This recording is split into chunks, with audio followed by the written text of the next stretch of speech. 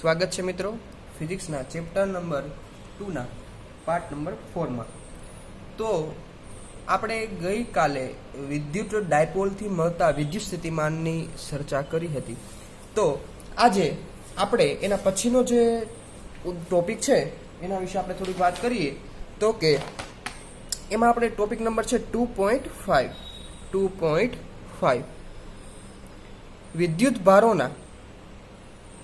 વિદ્યુત ભારોના તંત્રને લીધે વિદ્યુત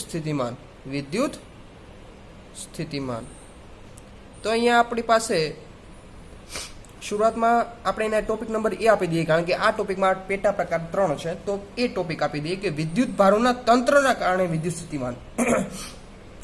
અહીં સુધી મિત્રો આપણે એક વિદ્યુત ભાર લીધો હોય, બે વિદ્યુત ભાર લીધો હોય, એવા આપણે નાના અમથા એક અથવા બે વિદ્યુત ભાર માટે આપણે વિદ્યુત સ્થિતિમાનની ગણતરી કરી હતી। પણ ધારો કે આખું તંત્ર હોય, કારણ કે આપણને ખબર છે કોઈ પણ પદાર્થ હોય, દ્રવ્ય હોય, એમાં ઘણા બધા અસંખ્ય વિદ્યુત ભારો હોય છે। તો અસંખ્ય જે વિદ્યુત ભારો હોય ને આપણે તંત્ર લઈ શકીએ। તો તંત્ર માટે વાત કરીએ તો તંત્રની વાત આવે ત્યારે આપણે તંત્ર માટે વિદ્યુત સ્થિતિમાન ગોતીએ અહીંયા। તો પહેલા તો હું એક 3 એક્સિસ લઈ લઉં છું, એક્સ, વાય અને ઝેડ। આ એક્સિસ મારી એક્સ અને આ વાય છે અને આ ઝેડ, 3 એક્સિસ લઈ લીધી છે। હવે અહીં ઉદ્ગમ બિંદુ ઉપર હું પી બિંદુ મૂકું છું। આ પી બિંદુ પાસે મારે વિદ્યુત સ્થિતિમાન ગોતવું છે। હવે એક Q1 વિદ્યુત ભાર ધારો કે અહીંયા છે, અને Q1 વિદ્યુત ભારથી P વચ્ચેનું અંતર હું કહી દઉં કે R1P।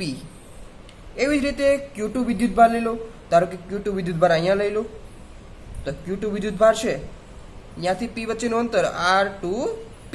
એ રીતે ધારો કે Q3 વિદ્યુત ભાર છે, એ આક્સિસ ઉપર લઈ લો, આ Q3 વિદ્યુત ભાર એનો R3P। એવી રીતે અહીંયા Q4 લઈ લો, R14। આવી રીતે મિત્રો ઘણા બધા વિદ્યુત ભારો છે એ આવેલા છે। તો બધા વિદ્યુત ભારોના કારણે P બિંદુ આગળ આપણે વિદ્યુત ક્ષેત્ર ગોતવું છે।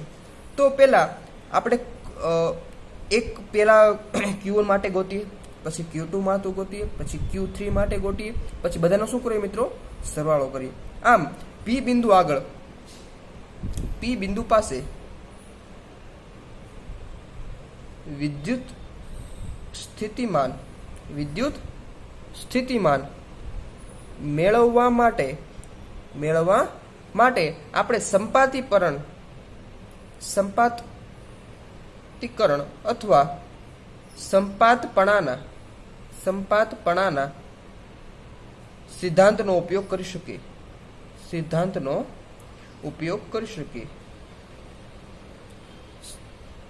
સંપાતપણાનો સિદ્ધાંત આપણે શું કહે છે? તો કે સંપાતપણાનો સિદ્ધાંત આપણે જોયું હતું ચેપ્ટર નંબર 1 માં, કે સંપાતપણાનો સિદ્ધાંત આપણે એવું કહે છે કે Q1 ના કારણે P બિંદુ આગળ જે વિદ્યુત સ્થિતિમાન મળે, પછી Q2 ના કારણે જે વિદ્યુત સ્થિતિમાન P બિંદુ આગળ મળે, આવી રીતે બધા વિદ્યુત ભારોના કારણે P બિંદુ આગળ જે વિદ્યુત સ્થિતિમાન મળે, બધા જ વિદ્યુત ભારના સ્થિતિમાનનો શું કરવાનો મિત્રો? અહીંયા સરવાળો કરવાનો હોય છે। સંપાતપણાનો સિદ્ધાંત એટલે બીજું કાંઈ નહીં, બધાનો શું કરવાનો હોય મિત્રો? સરવાળો કરવાનો હોય। તો કુલ વિદ્યુત સ્થિતિમાન લઈએ P બિંદુ આગળ V, આ P બિંદુ આગળ VP is equal two V1, V2, V3, આવી રીતે n વિદ્યુત ભારો હોય તેના કારણે મળતું વિદ્યુત સ્થિતિમાન Vn। બધાની કિંમત મૂકી દઈએ। V1 છે, બધામાં મિત્રો K તો કોમન જ છે, કારણ કે V નું સૂત્ર મને ખબર છે, V ઇઝ ઇક્વલ ટુ શું થાય મિત્રો? KQ છેદમાં R। આ સૂત્ર આપણને ખ્યાલ છે, બધામાં K તો કોમન હશે, તો K બધામાં બારો કાઢી લો। તો અંદર વધશે પહેલામાં Q1 ના છેદમાં R1P, Q2 ના છેદમાં R2P, Q3 ના છેદમાં R3P, આવી રીતે Qn ના છેદમાં RNP। તો આ બધાને આપણે સાથે લખવું હોય તો VP ઇઝ ઇક્વલ ટુ થાય K બારો સમેશનમાં I બરાબર 1 થી N, ઉપર આવશે QI છેદમાં RIP। તો મિત્રો આપણે આ જનરલ સૂત્ર બનાવી નાખ્યું કે ધારો કે તંત્ર આપણને આપ્યું હોય, તો તંત્ર માટે જો આપણે વિદ્યુત સ્થિતિમાન ગોતવું હોય તો આપણને આ જનરલ સૂત્ર મળી ગયું છે, જે VP ઇઝ ઇક્વલ ટુ અહીંયા કે છે બધામાં સમાન છે એટલે 12 મૂક્યો છે, અને સમેશન એટલે સરવાળો I બરાબર 1 થી N અને QI છેદમાં RIP। હવે આપણે આ સૂત્ર તો મળી ગયું છે। હવે આમાં પેટા પ્રકાર બીજો છે, અહીંયા તો મિત્રો જો વિદ્યુત ભારોનું વિતરણ જે હતું એ છે એ સમાન રીતે નહોતું. ધારો કે Q1 અહીંયા હોય તો Q2 દૂર હોય, Q3 અહીંયા હોય. પણ ધારો કે આપણી પાસે એવું કોઈ તંત્ર છે જેમાં સમાન રૂપે સતત વિદ્યુત ભારનું વિતરણ હોય, તો સતત વિદ્યુત ભારના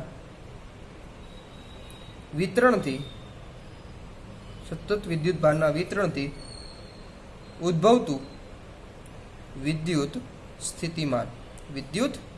સ્થિતિમાન. હવે કોઈ પણ જગ્યાએ ગણતરીમાં એવું આવે કે સતત વિદ્યુત ભારનું વિતરણ છે, તેમાં આપણે વિદ્યુત સ્થિતિમાન ગોતવું છે, તો એમાં પણ ખૂબ જ સરળ રીત છે.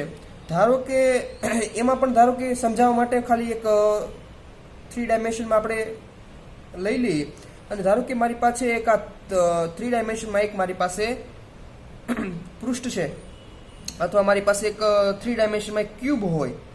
હવે આ x, આ y અને z, હવે આમાંથી ધારો કે હું તો નાનો અમથો એક ટુકડો લઈ લઉં. આ નાનો અમથો 3 ડાયમેન્શનમાં હું એક ટુકડો લઈ લઉં છું.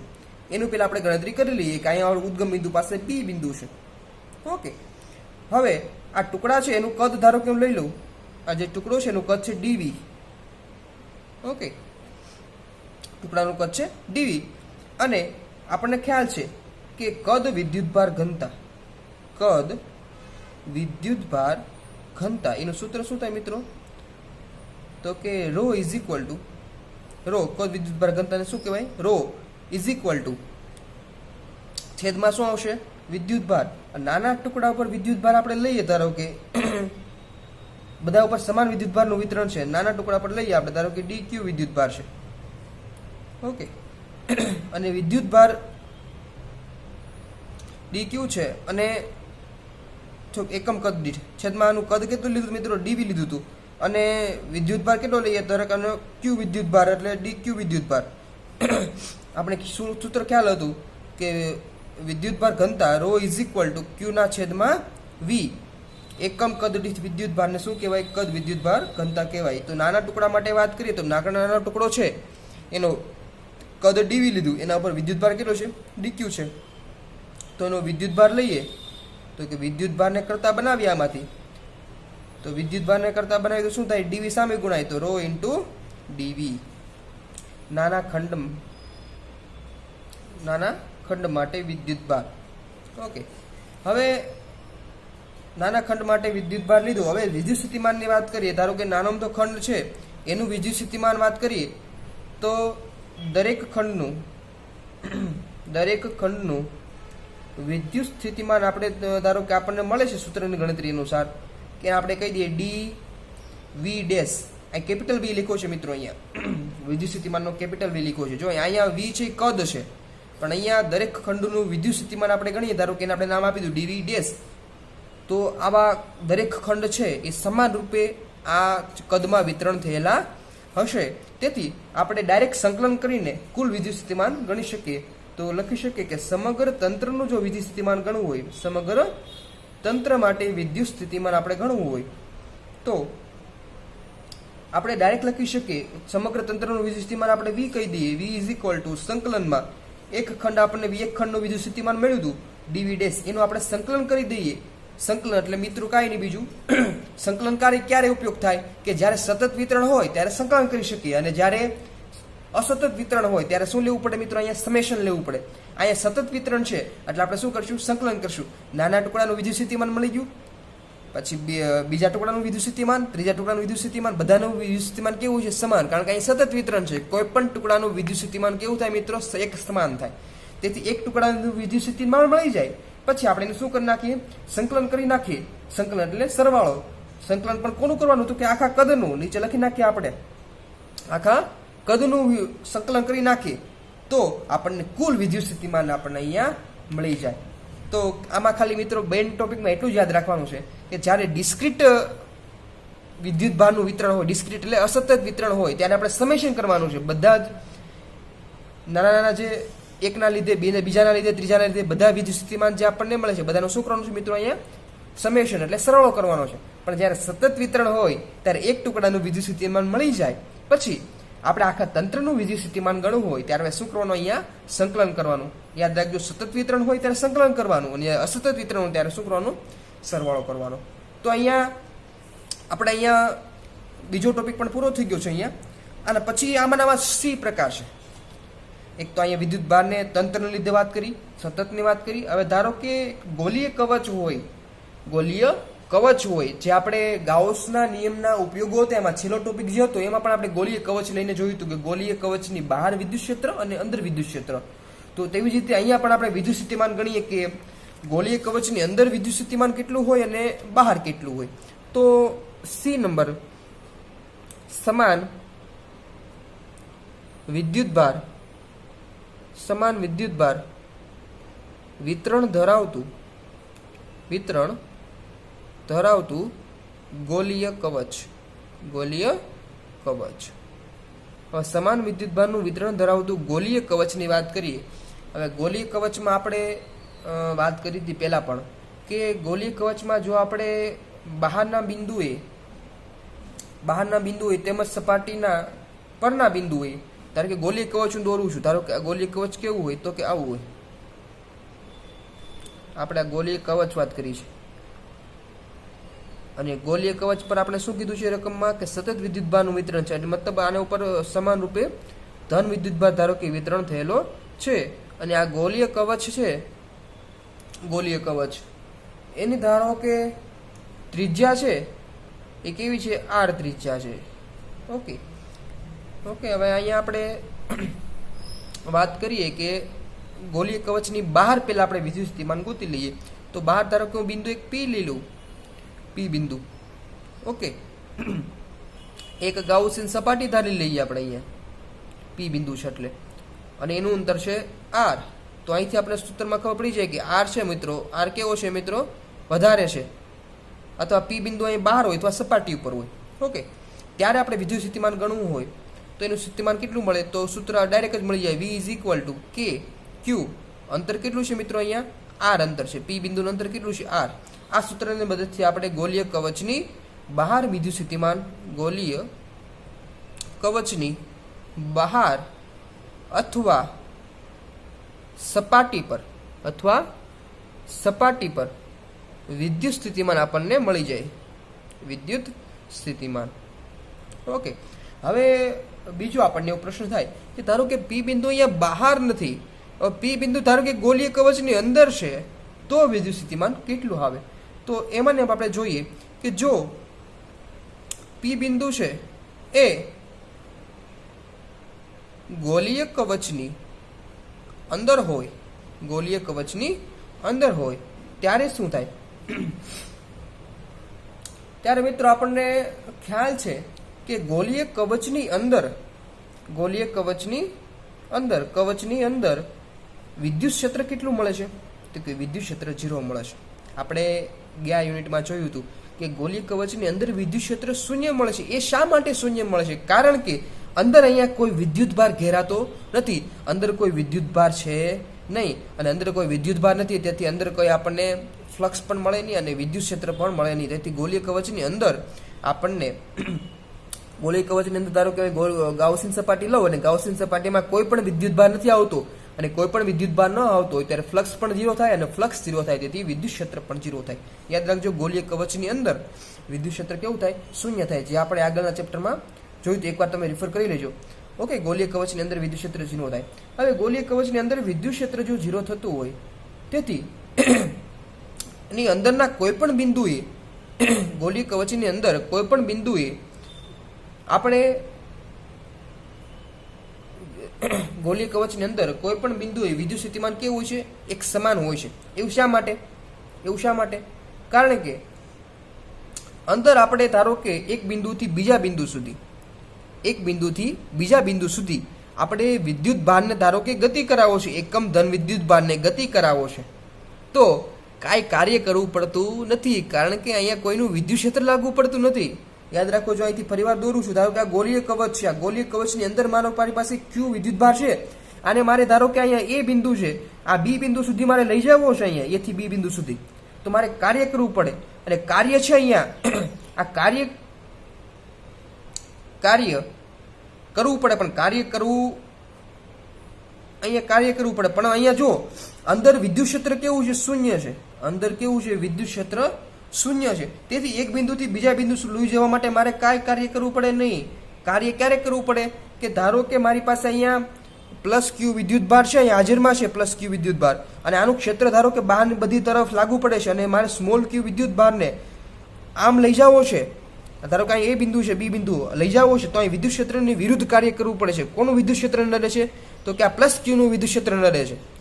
તેથી મારે એની વિરુદ્ધ કાર્ય કરવું પડે. તેથી મારે અહીંયા કાર્યની ગણતરી આપણે કરતા W બરાબર. પણ અહીંયા વિદ્યુત ક્ષેત્ર કેવું છે? શૂન્ય છે. અંદર કોઈ પણ વિદ્યુત ભારનું વિદ્યુત ક્ષેત્ર લાગુ પડતું નથી. તેથી એક બિંદુ સુધી બીજા બિંદુ સુધી લઈ જવા માટે કાર્ય કરવું પડતું નથી. જેવી રીતે આપણે પૃથ્વીની અંદર છીએ, પૃથ્વીને આપણે ગોલીય કવચ ધારી લઈએ, પૃથ્વીની અંદર આપણે ગોલીય કવચ ધારી લઈએ. હવે પૃથ્વીની અંદર આપણે ઊભા છીએ અને ગુરુત્વાકર્ષણ બળ ધારો કે એવું છે મિત્રો, ચલો એક્ઝામ્પલ લઈએ આપણે. આ પૃથ્વી છે આપણી. પૃથ્વીની અંદર ધારો કે ગુરુત્વાકર્ષણ બળ જીનું મૂલ્ય કેવું છે મિત્રો? શૂન્ય છે. જેવી રીતે ઇલેક્ટ્રિક ફિલ્ડ શૂન્ય હતું એવી રીતે અહીંયા ગુરુત્વાકર્ષણ બળ 0 છે. જો આપણે પૃથ્વીની અંદર ગુરુત્વાકર્ષણ બળ શૂન્ય હોય તોથી આપણે એક જગ્યાએથી બીજી જગ્યાએ જવા માટે કોઈ કાર્ય કરવું પડે નહીં. તમે જોયું હોય કે સ્પેસ શટલમાં છે, સ્પેસ શટલમાં શૂન્યાવકાશ હોય તો વ્યક્તિને એક જગ્યાએથી બીજી જગ્યાએ જવા માટે કોઈ કાર્ય ન કરવું પડે, ધક્કો ન મારવો પડે, પગ ચલાવવા ના પડે. તેવી જ રીતે અહીંયા વિદ્યુત ભાર જો શૂન્ય હોય તેથી એક વિદ્યુત ભારની અંદર ગતિ કરવા માટે કોઈ કાર્ય કરવું પડે નહીં.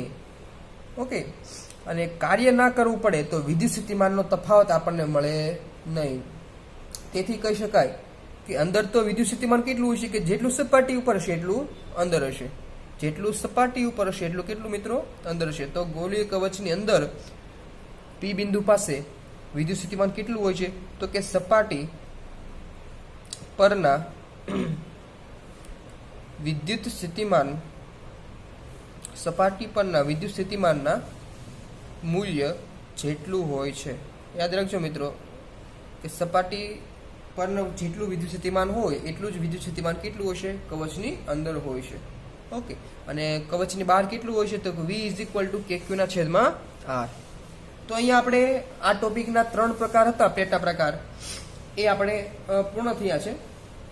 હવે આપણે આગળ તરફ જઈએ તો એના પછીનો 2.6 ટોપિક છે આપણો, જે એની તરફ ચર્ચા કરીએ કે 2.6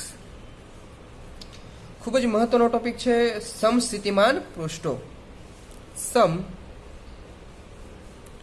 સમસ્થિતિમાન પૃષ્ઠો. સમસ્થિતિમાન પૃષ્ઠો. અને મિત્રો ઇંગ્લિશમાં પણ કહી દઉં તમને કે ઇક્વી પોટેન્શિયલ સરફેસ. હવે આપણને નામ જોતા જ આપણને વિચાર આવી જાય કે અહીંયા સમ છે એટલે સમાન હશે, સમ એટલે સમાન, અને સ્થિતિમાન સમાન કોણ કઈ વસ્તુ છે? સ્થિતિમાન સમાન હશે. અને પૃષ્ઠો એટલે ક્ષેત્રફળ ધરાવતી કોઈ પણ સપાટી હોય 2 ડાયમેન્શન ને શું કહેવાય? પૃષ્ઠ કહેવાય. તો આના પરથી આપણે ડાયરેક્ટ એની વ્યાખ્યા પણ લખી શકીએ નામ ઉપરથી કે જે પૃષ્ઠમાં જે પૃષ્ઠ હોય એમાં દરેક બિંદુએ વિદ્યુત સ્થિતિમાન કેવું હોય? સમાન હોય. તેને શું કહેવાય? સમસ્થિતિમાન પૃષ્ઠ કહેવાય. તો લખી શકીએ જે પૃષ્ઠ પરના બધા જ બિંદુએ વિદ્યુત સ્થિતિમાન એક સમાન હોય તે પૃષ્ઠને સમસ્થિતિમાન પૃષ્ઠ કહેવાય છે. સમસ્થિતિમાન પૃષ્ઠ કહેવાય છે. કોઈ પણ પૃષ્ઠ હોય એ પૃષ્ઠ આપણી સપાટી લીધી છે, સપાટી પર તમે કોઈ પણ બિંદુએ જાઓ, દરેક બિંદુએ તમને જો વિદ્યુત સ્થિતિમાન સમાન મળતું હોય તો તેવું જે સપાટી અથવા પૃષ્ઠ હોય તેને આપણે કહીએ સમસ્થિતિમાન પૃષ્ઠો. હવે સમસ્થિતિમાન પૃષ્ઠો કઈ રીતે દોરવા, કઈ પ્રકારના હોય એ આપણે હવે જોઈ લઈએ. ધારો કે આપણને ખ્યાલ છે કે બિંદુવત આપણે ગણતરી કરી હતી કે બિંદુવત વિદ્યુત ભારનું વિદ્યુત સ્થિતિમાન આપણને ખબર છે V = કયા સૂત્રથી મળે છે? તો કે KQ/R. બિંદુવત વિદ્યુત ભારનું વિદ્યુત સ્થિતિમાનનું સૂત્ર આપણને ખબર છે KQ/R. તો આ સૂત્ર ઉપરથી આપણે ખ્યાલ પડે ડાયરેક્ટ કે વિદ્યુત સ્થિતિમાન કોના સમપ્રમાણમાં છે? તો કે 1/R ના સમપ્રમાણમાં કહી શકાય. અંતરના સમપ્રમાણમાં. એનો મતલબ એમ થયો કે અહીંયા જો આપણે શું લેવાનું છે કે બધા જ બિંદુ આગળ વિદ્યુત સ્થિતિમાન કેવું હોય? સમાન. મતલબ વી છે એ આપણે સમાન લેવાનું છે, એટલે અચળ લેવાનું છે. તો ધારો કે આપણે વી અચળ લઈ લઈએ. આમાં આ સૂત્રમાં જો આપણે વી અચળ લઈ લઈએ તો વી અચળ લઈ લઈએ તો આપણી પાસે ફરે શું ખાલી? તો કે અંતર. શું મળે મિત્રો? અંતર. ઓકે, તો વીને અચળ કરવું હોય આ સૂત્રમાં તો કેમ કરી શકાય? વીને જો આપણે અહીં અચળ કરવો છે તો કેમ કરી શકાય? તો કે અંતર અચળ હોય. અંતર જો વધઘટ થતું હોય તો વી અચળ થાય નહીં. હવે આપણે અંતર ફિક્સ કરી દઈએ, છેદમાં અંતર છે, અંતરને ફિક્સ કરીએ તો વી કેવો થઈ જાય? ફિક્સ થઈ જાય. ઓકે, તો અંતરને આપણે ફિક્સ કરવું છે તો આપણે બિંદુ પેલા વિદ્યુતભાર દોરી દઈએ. ઓકે, તો મારી પાસે ક્યુ, ધારો કે પ્લસ ક્યુ બિંદુવત વિદ્યુતભાર મેં લીધો છે. હવે મારે અહીંયા અંતરને ફિક્સ કરવું છે તો પ્લસ ક્યુ છે, પ્લસ ક્યુ નથી. ધારો કે હું લઈ લઉં 1 સેન્ટીમીટર. 1 સેન્ટીમીટર અંતર ફિક્સ કરી નાખ્યું, ત્યાં મેં એક બિંદુ બોરી દીધું. પછી અહીંથી ધારો કે અહીંયા પ્લસ 1 સેન્ટીમીટર, ત્યાં એક બિંદુ દોરી દીધું. અહીંથી પ્લસ 1 સેન્ટીમીટર અંતર મિત્રો અહીં અચળ રાખવાનું છે. તો અંતર મેં જો અહીં 1 સેન્ટીમીટર ઉપર મેં ધારો કે એક પોઈન્ટ દોરી દીધા અને આ બધા પોઈન્ટને ધારો કે હું ભેગા કરું, 1 સેન્ટીમીટર પર જે મેં પોઈન્ટ દોર્યા છે અને આ બધા પોઈન્ટને હું ભેગા કરું તો આપણને મિત્રો જાણવા મળશે કે આ કેવું મળે છે મિત્રો? એક વર્તુળ મળે છે. કેવું મળે છે? વર્તુળ મળે છે. એનો મતલબ એમ થયો કે આ વિદ્યુતભાર છે એનાથી ધારો કે અચળ અંતરે મને જે બિંદુ મળે છે આ બધા જ બિંદુ ઉપર વિદ્યુત સ્થિતિમાન કેવું હોય છે? સમાન. કારણ કે વિદ્યુતભારથી અંતર સમાન છે. અહીંથી ધારો કે આ જોઉં તો અંતર સમાન, અહીંથી આ બાજુ જાવ તો અંતર સમાન, આ બાજુ જાવ તો અંતર સમાન. અને અંતર સમાન હોય તો વિદ્યુત સ્થિતિમાન કેવું થાય? અચળ થાય. તો આ દરેક બિંદુ ઉપર મને વિદ્યુત સ્થિતિમાન કેવું મળે? સમાન મળે. તો આ પૃષ્ઠને, આ જે પૃષ્ઠ મળ્યું છે ગોળાકાર સપાટી, એને શું કહેવાય? તો કે સમસ્થિતિમાન પૃષ્ઠ કહેવાય. તો આવા આપણે ઘણા બધા પૃષ્ઠ દોરી શકીએ. ધારો કે હું બીજું પૃષ્ઠ પણ દોરું. આ મેં બીજું પૃષ્ઠ પણ દોર્યું ગોળાકાર. આવી રીતે મિત્રો ઘણા બધા પૃષ્ઠ દોરી શકીએ. આ બધાને કેવા કહેવાય મિત્રો? ગોળાકાર પૃષ્ઠ દોરું છું. આ બધા પૃષ્ઠ કેવા કહેવાય? સમસ્થિતિમાન પૃષ્ઠો કહેવાય. હવે પ્લસ ક્યુ વિદ્યુતભાર હોય, પ્લસ ક્યુ વિદ્યુતભાર, એનું વિદ્યુત ક્ષેત્ર રેખા આપણે દોરતા હતા આગળના ચેપ્ટરમાં. તો વિદ્યુત ક્ષેત્ર રેખા કઈ તરફ હોય? તો કે બહારની તરફ હોય છે. તો વિદ્યુત ક્ષેત્ર રેખા પણ દોરું છું. કઈ તરફ હોય? તો કે આ બહારની તરફ મેં દોરી છે વિદ્યુત ક્ષેત્ર રેખા. ઓકે, તો આના પરથી આપણે જાણવા મળે કે આ વિદ્યુત ક્ષેત્ર રેખા છે, વિદ્યુત ક્ષેત્ર રેખા અને સમસ્થિતિમાન પૃષ્ઠ વચ્ચે કેટલો ખૂણો બનતો હશે? તો કે જોતા જ આપણને ખ્યાલ પડે કે જે આ ગોળાકાર સમસ્થિતિમાન પૃષ્ઠો છે અને વિદ્યુત ક્ષેત્ર છે એના વચ્ચે કેટલો ખૂણો બનતો હોય? તો કે 90 ડિગ્રી. તો આના પરથી કહી શકાય કે ઈ છે એને લંબ કોણ હોય? તો કે સમસ્થિતિમાન પૃષ્ઠો. સમસ્થિતિમાન પૃષ્ઠ યાદ રાખજો કે વિદ્યુત ક્ષેત્રને લંબ જ હોય હંમેશા. સમસ્થિતિમાન પૃષ્ઠ ક્યાં હોય? આ પણ આપણે સાબિત કરીએ હમણાં કે શા માટે વિદ્યુત ક્ષેત્ર અને સમસ્થિતિમાન પૃષ્ઠ એકબીજાને 90 ડિગ્રીનો ખૂણો બનાવે છે. એ પણ આપણે સાબિત કરીએ, પણ આ તો આપણે સમજવા ખાતે અહીંથી આપણને ખ્યાલ પડી છે. ઓકે, તો મિત્રો આ ઉપરથી આપણને ખ્યાલ પડ્યો કે કોઈ પણ બિંદુવત વિદ્યુતભાર હોય, બિંદુવત વિદ્યુતભાર માટે સમસ્થિતિમાન પૃષ્ઠો કેવા હોય છે? ગોળાકાર હોય છે. કેવા હોય છે? ગોળાકાર. એવું જરૂર નથી. ઘણી વખત આપણે જોઈએ તો કે સમસ્થિતિમાન પૃષ્ઠ હોય એ ચોરસ હોય છે, ઘણા પ્રકારના આકાર હોય છે, એવું કંઈ ફિક્સ નથી. પણ આ બિંદુવત વિદ્યુતભાર માટે સમસ્થિતિમાન પૃષ્ઠ કેવા હોય છે? તો કે ગોળાકાર. ઓકે, હવે ઘણા બધા કહે કે આપણે આ તો ધન વિદ્યુતભાર લીધો છે. મિત્રો અહીંયા એવું નથી. આપણે અહીંયા ધારો કે બિંદુવત વિદ્યુતભાર માટે સાચું છે, કોઈ તંત્ર હોય એના માટે સાચું છે, ઋણ વિદ્યુતભાર હોય એના માટે પણ આ કેવું છે મિત્રો? સત્ય છે. હવે ધારો કે આપણે સાબિત કરવાનું મેં હમણાં વાત કરી હતી કે આપણે સાબિત કરીએ કે વિદ્યુત ક્ષેત્ર અને સમસ્થિતિમાન પૃષ્ઠ એકબીજાને લંબ કેમ હોય, તો એની આપણે સાબિતી આપીએ. એનો આપણે એક અલગથી ટોપિક પણ છે, પણ અહીંયા આપણે સાબિતી એની આપી દઈએ. તો ધારો કે મારી પાસે એક વિદ્યુતભાર છે, ધન વિદ્યુતભાર. મારી પાસે એક ધન વિદ્યુતભાર છે. હવે આ ધન વિદ્યુતભારને મારે કોઈ પણ એક ક્ષેત્ર છે, રેડી, ધન વિદ્યુતભારને એક પૃષ્ઠ લઈ લો, સમસ્થિતિમાન પૃષ્ઠ લઈ લો. સમસ્થિતિમાન પૃષ્ઠ પર ધન વિદ્યુતભારને સમસ્થિતિમાન પૃષ્ઠ પર મારે એક બિંદુથી બીજા બિંદુ સુધી લઈ જવો છે. એક બિંદુથી બીજા બિંદુ લઈ જવો છે. લઈ જવા માટે બાહ્ય બળ વડે કરવું પડતું કાર્ય. બાહ્ય બળ વડે કરવું પડતું કાર્ય. તો સમસ્થિતિમાન પૃષ્ઠ છે મારી પાસે કોઈ પણ, એમાં ધન વિદ્યુતભાર મારે એક બિંદુથી બીજા બિંદુ સુધી લઈ જવો છે, તો કાર્ય ગણું તો DW કાર્ય કહું, નાનું અમથું કાર્ય છે. DW ઇઝ ઇક્વલ ટુ, અને વિરુદ્ધ કાર્ય કરવું પડે વિદ્યુત ક્ષેત્રને, તો માઇનસ કાર્ય બરાબર શું થાય, બળ ગુણ્યા સ્થાનાંતર. તો બળ કેટલું છે, FE જેટલું, અને સ્થાનાંતર ધારો કે મારે DL જેટલું કરવું છે, તો કાર્ય બરાબર બળ ગુણ્યા સ્થાનાંતર. DL જેટલું મેં સ્થાનાંતર કર્યું છે, અને બળ કેટલું લાગે છે, FE જેટલું, અને વિરુદ્ધ દિશામાં, વિદ્યુત ક્ષેત્રની વિરુદ્ધ દિશામાં. અહીંયા આપણને બળનું સૂત્ર ખબર છે, F બરાબર શું થાય, QE. તો F બરાબર મેં QE લખી નાખ્યા છે અહીંયા, ઇન્ટુ અહીંયા શું છે, DL છે. ઓકે, હવે આ Q વિદ્યુતભાર છે ને છેદમાં લાવું છું, તો DW છેદમાં Q વિદ્યુતભારને છેદમાં લાવું, તો DW ના છેદમાં Q is equal two minus E into DL. આપણને આ તો ખ્યાલ જ છે, આપણે સૂત્ર લખ્યું હતું V ઇઝ ઇક્વલ ટુ વિદ્યુત સ્થિતિમાન બરાબર એકમ વિદ્યુતભાર દીઠ થતું કાર્ય, એકમ વિદ્યુતભાર દીઠ થતું કાર્ય. તો અહીં DW છે એટલે નાનું કાર્ય છે, સૂક્ષ્મ કાર્ય છે, તો આપણને શું મળશે, DV. તો આપણે લખી શકીએ આના બરાબર શું લખાય, DV is equal two minus E into DL. તો આપણે લખીએ અહીંયા કે DV is equal two minus E into DL. હવે આપણે અહીંયા E ને કરતા બનાવવું, તો E is equal two minus DV ના છેદમાં DL. આવું એક આપણને સમીકરણ મળ્યું છે, E is equal two minus DV ના છેદમાં DL. હવે આના પરથી આપણને ખ્યાલ આવે કે જો ધારો કે અહીંયા સમસ્થિતિમાન પૃષ્ઠ હોય, સમસ્થિતિમાન પૃષ્ઠમાં આપણે શું લેવાનું છે, તો કે વિદ્યુત સ્થિતિમાન છે કેવું રહેવાનું છે, અચળ લેવાનું છે. તો DV બરાબર ધારો કે અચળ રાખું, DV બરાબર અચળ. તો E કોના સમપ્રમાણમાં થાય, તો કે E એકના છેદમાં અંતરના સમપ્રમાણ. DL શું છે મિત્રો, અંતર છે.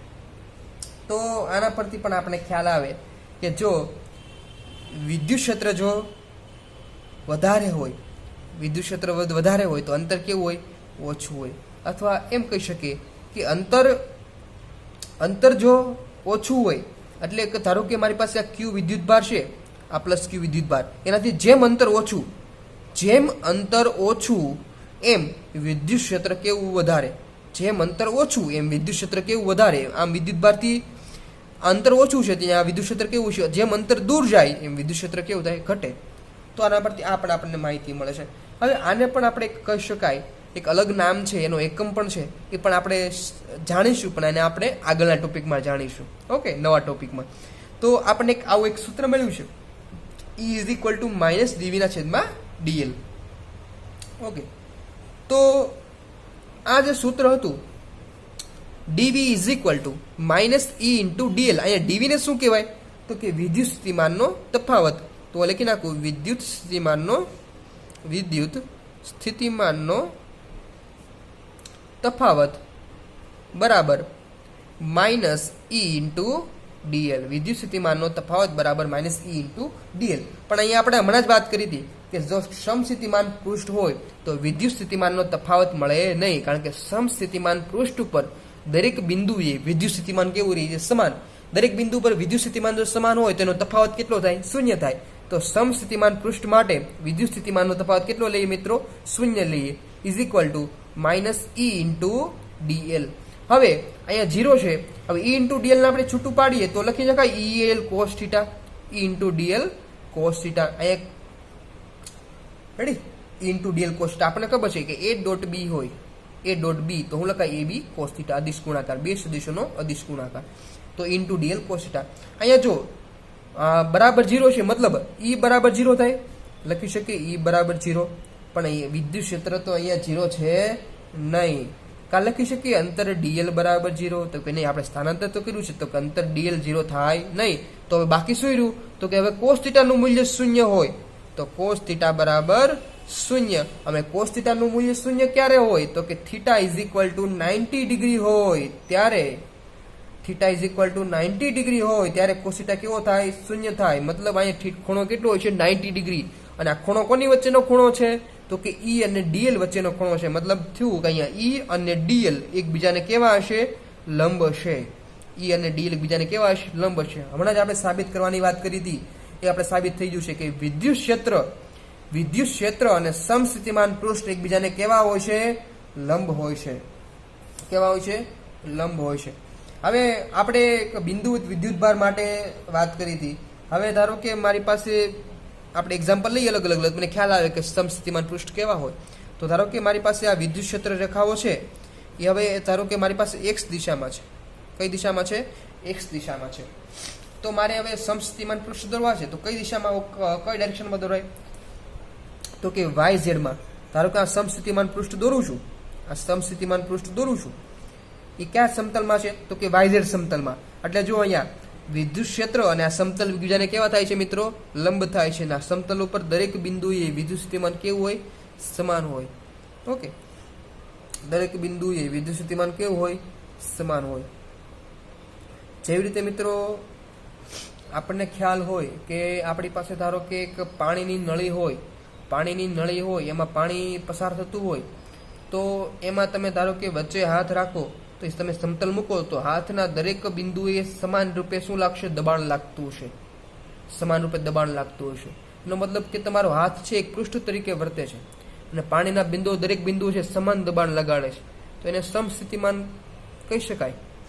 સમસ્થિતિમાન નહીં પણ સમ દબાણ કહી શકાય કે આની પર સમાન દબાણ લગાડતા હોય તો એને સમ દબાણ પૃષ્ઠ કહી કે એ સમતલ ઉપર દરેક બિંદુ ઉપર દબાણ કેવું હોય? સમાન હોય. એવી જ રીતે અહીંયા એક્સ દિશામાં વિદ્યુત ક્ષેત્ર છે, એમાં પૃષ્ઠ મેં મૂક્યું છે. આ પૃષ્ઠમાં દરેક બિંદુએ તમે કોઈ પણ બિંદુએ વિદ્યુત સ્થિતિમાન ગોતો તો દરેક બિંદુએ વિદ્યુત સ્થિતિમાન કેવું મળે? એક સમાન મળે.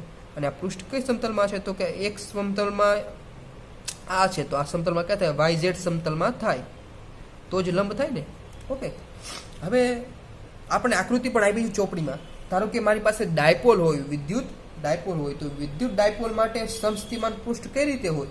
તો કે વિદ્યુત ડાયપોલની આપણે આકૃતિ દોરીએ. વિદ્યુત ડાયપોલ એટલે એક ધન વિદ્યુત ભાર હોય અને એક મારી પાસે ઋણ વિદ્યુત ભાર હોય. આ વિદ્યુત ડાયપોલ છે. ધન વિદ્યુત ભાર માટે વિદ્યુત ક્ષેત્ર કઈ તરફ હોય?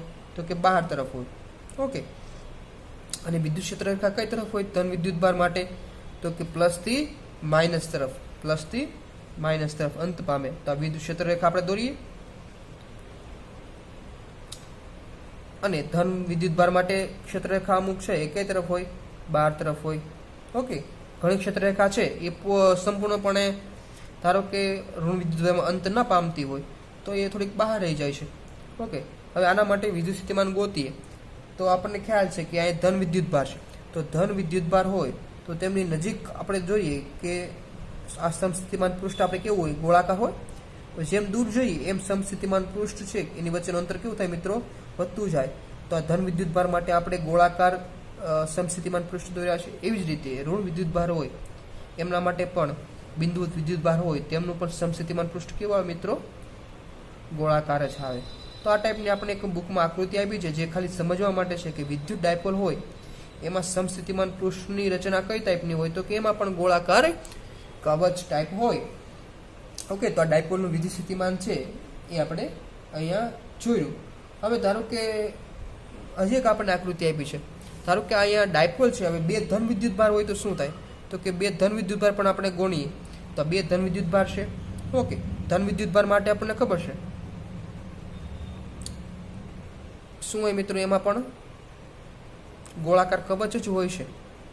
ધન વિદ્યુત ભાર માટે પણ ગોળાકાર કવચ ટાઈપ જ હોય છે. તો આ ધન વિદ્યુત ભારની આપણે સમસ્થિતિમાન પૃષ્ઠ અહીંયા દોરીએ ગોળાકાર કવચ ટાઈપ. અહીંયા મિત્રો બંને ધન વિદ્યુત ભાર છે એટલે શું થાય મિત્રો? અપાકર્ષણ થાય. અને તેમની ક્ષેત્રરેખાઓ છે એ કઈ તરફ હોય?